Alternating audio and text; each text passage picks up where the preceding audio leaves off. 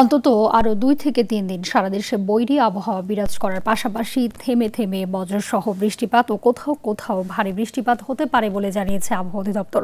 বঙ্গোপসাগর সংশ্লিষ্ট এলাকার নিম্নচাপটি ঘনীভূত হয়ে গভীর নিম্নচাপে পরিণত হওয়ায় এ অবস্থা আবহাওয়ার পরিস্থিতি তৈরি হয়। তবে বর্তমানে এই গভীর নিম্নচাপ ভারতের উড়িষ্যা এলাকায় স্থল নিম্নচাপে পরিণত হয়েছে, যা ক্রমান্বয়ে দুর্বল হতে পারে। এর প্রভাবে সমুদ্র উপকূলীয় এলাকায় দমকা ও ঝোড়ো হাওয়া বয়ে যেতে পারে। চট্টগ্রাম, মংলা, কক্সবাজার ও পায়রা সমুদ্র বন্দরকে ৩ নম্বর সতর্ক সংকেত দেখিয়ে যেতে বলা হয়েছে। পরবর্তী নির্দেশ না দেওয়া পর্যন্ত সাগরে নৌকা, মাছ ধরার নৌকা ও ট্রলারকে উপকূলের কাছাকাছি থেকে সাবধানে চলাচল করতে বলা হয়েছে।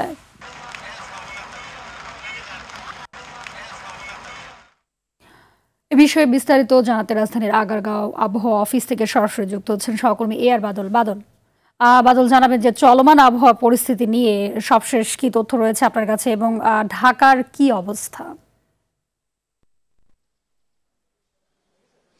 আমরা কিছুক্ষণ আগে যেটি জেনেছিলাম, আপনি যেটি সংবাদে বললেন যে আরো 2 থেকে 3 দিন এই অবস্থা বিরাজ করবে, এটি আসলে যে সাগরে গভীর নিম্নচাপ তৈরি হয়েছে তার প্রভাবে বলা হচ্ছে। এটি যেহেতু এখন ভারতের উড়িষ্যা রাজ্যে অবস্থান করছে এবং বৃষ্টি ঝরিয়ে ধীরে ধীরে দুর্বল হচ্ছে, এ কারণে এর প্রভাব অনেকটা কমে যাবে, যেটি আবহাওয়া অফিস আমাদেরকে বলেছিল। কিন্তু এখন সর্বশেষ আপডেট যেটি হচ্ছে, এটি অক্টোবর মাস, এটি বর্ষার যে মৌসুম, সেই মৌসুম বিদায় নেবে। এই বিদায় নেওয়ার কারণে এই যে পরিস্থিতি, রোদ, মেঘ, বৃষ্টি, এটি লুকোচুরির রোদ মেঘ বৃষ্টির যে খেলা, এটি চলবে আরও 8 থেকে 10 দিন। এবং দেশের বিভিন্ন বিভাগীয় যে জেলাগুলো রয়েছে, বিভাগীয় যে শহরগুলো রয়েছে, কোথাও কোথাও ভারী বৃষ্টি হতে পারে, নর্মাল বৃষ্টি হতে পারে, এছাড়া বজ্রপাতেরও সম্ভাবনা রয়েছে। এটি মৌসুম বিদায় নেওয়ার কারণে নভেম্বরে শীতের আগমন ঘটবে, এরকম একটি বার্তা আবহাওয়া অফিস থেকে আমাদেরকে জানানো হয়েছে। তো এই পরিস্থিতিতে যে সাগর বর্তমানে কিছুটা উত্তাল রয়েছে, সেই কারণে কিন্তু 3 নম্বর সতর্কতার সংকেত জারি করা আছে। এবং তিনি বলেছেন যে এটি আগামী নির্দেশনা না দেওয়া পর্যন্ত যে মাছ ধরার ট্রলার আছে এবং যে নৌকাগুলো রয়েছে সমুদ্রে, তাদেরকে উপকূলের কাছাকাছি থেকে সাবধানে চলাচল করতে বলা হয়েছে। এছাড়া যে এখন যে নিম্নচাপের প্রভাব রয়েছে, এটি আশা করা যাচ্ছে যে ধীরে ধীরে কেটে যাবে এবং জনজীবন কিছুটা স্বস্তি ফিরবে। এছাড়া ঢাকার এই মুহূর্তের অবস্থা আমরা সকালে দেখেছি 8টা পর্যন্ত মোটামুটি গুড়ি গুড়ি বৃষ্টি হয়েছে কোথাও কোথাও, এবং বলা চলে যে ভোর রাত থেকে তুমুল বৃষ্টি এবং বজ্রপাতের খবর আমরা পেয়েছি এবং দেখেছি। কিন্তু এখন সেই অবস্থা কেটে গিয়ে আলোক ঝলমলে একটি অবস্থা বিরাজ করছে। এবং যদিও সূর্যের দেখা পুরোপুরি মিলেনি, তারপরেও মেঘ আর সূর্যের যে লুকোচুরি সেটি চলছে।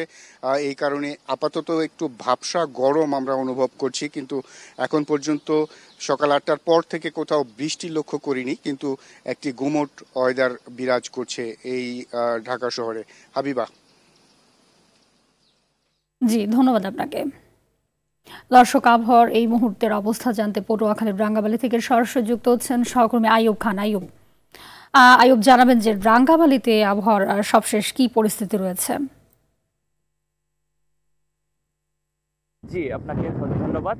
এই মুহূর্তে রাঙ্গামালীর আবহাওয়া সম্পর্কে যদি একটু আপনাকে জানিয়ে রাখতে চাই, সে বিষয়টি হলো যে এই মুহূর্তে কিন্তু রৌদ্র উজ্জ্বল আবহাওয়া বিরাজ করছে এই রাঙ্গামালী উপজেলায়। আপনারা জানেন যে পশ্চিম মধ্য বঙ্গোপসাগরের নিম্নচাপটি আসলে ভারতের উড়িষ্যা অতিক্রম করেছে। তবে এই নিম্নচাপের প্রভাবে কিন্তু পায়রা সমুদ্র বন্দরকে কিন্তু এখনো স্থানীয় 3 নম্বর সতর্কতা সংকেত জারি বহাল রয়েছে। এর প্রভাবে কিন্তু সাগর গত 2 দিন ধরে কিন্তু উত্তাল রয়েছে। এছাড়াও কিন্তু উপকূলে অঞ্চলে গত 2 দিন ধরে কিন্তু ভারী বর্ষা এবং মাঝারি এবং গুড়ি গুড়ি বৃষ্টি অব্যাহত ছিল। তবে আজকে সকালের আবহাওয়াটা কিছুটা রৌদ্র উজ্জ্বল রয়েছে।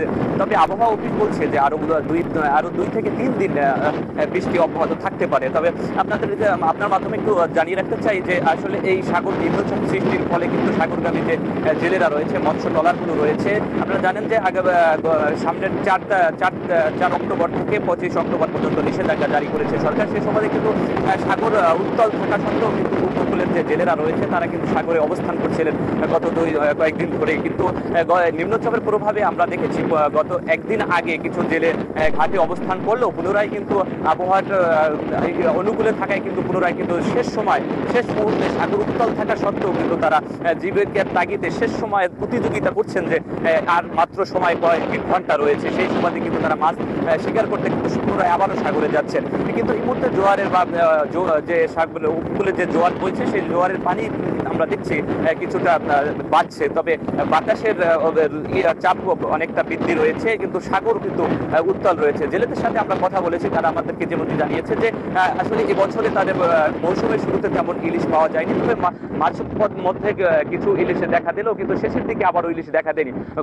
এই যে নিম্নচাপের প্রভাবে আবারও নতুন করে কিন্তু সাগরে মাছের দেখা দিয়েছে, সে সুবাদে কিন্তু তারা এই শেষ সময়ও কিন্তু জীবনের ঝুঁকি নিয়ে তারা কিন্তু এখনো সাগরে অবস্থান করছে। তবে কিছু কিছু জেলেদেরকে দেখেছি যে উপকূলে ঘাটে ফিরে এসেছে। তবে এই উপকূলে কিন্তু এই মুহূর্তে আবহাওয়া বাতাস অনেক বেশি রয়েছে, তবে সাগর যে মোহনা রয়েছে, নদী রয়েছে, সেটি কিন্তু শান্ত হচ্ছে কিছুটা, এবং যে সাগর মোহনা আমরা দেখেছি সেখানে বাতাসের চাপ বৃদ্ধি পেয়েছে, কিন্তু সাগর কিছুটা রয়েছে আর কি। এই ছিল আমার কাছে সর্বশেষ রাঙ্গামাটি থেকে।